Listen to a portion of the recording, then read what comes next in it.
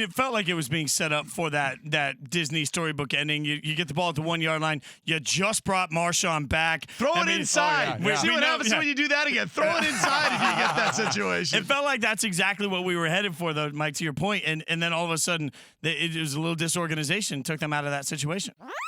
You think about what was on that game last night.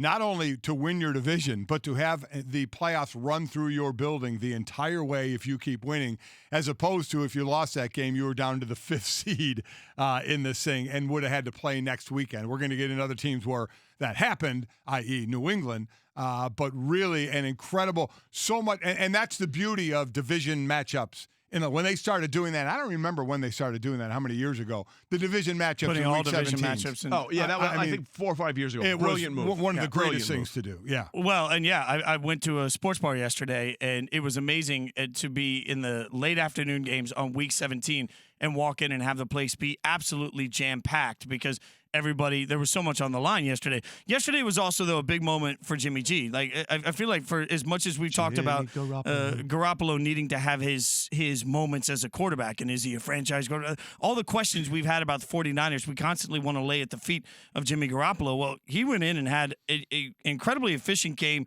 played really well, and yet again this year gets a statement win as a quarterback. So the buts, as I keep saying, on Jimmy G are erased as they go into the playoffs. I agree. You know, we're not putting him up there in the upper echelon of quarterbacks, but all year long, we have been saying, boy, the San Francisco team is good enough, but can their quarterback do anything?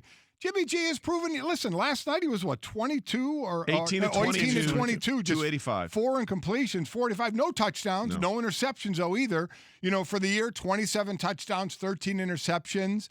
Threw for almost 4,000 yards. He turned out to be a guy that you can count on. Yeah. Maybe not, as I said, not the upper echelon guy, but a guy you can count on. I think he's absolutely answered questions. Look, this team ran for 128 yards. Raheem Mostert, by the way. How about that? Or as they call them on KNBR, the Mosterati. Yeah.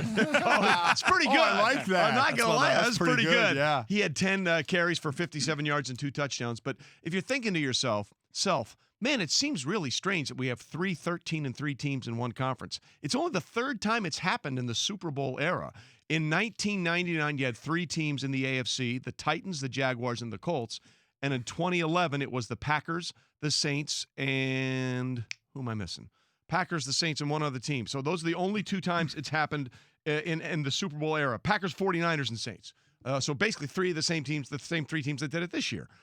So that's only the third time we've had 3 13-3 teams. Very, very unusual. Hi, everyone. Thank you for watching ESPN on YouTube. For more sports, more analysis, download the ESPN app.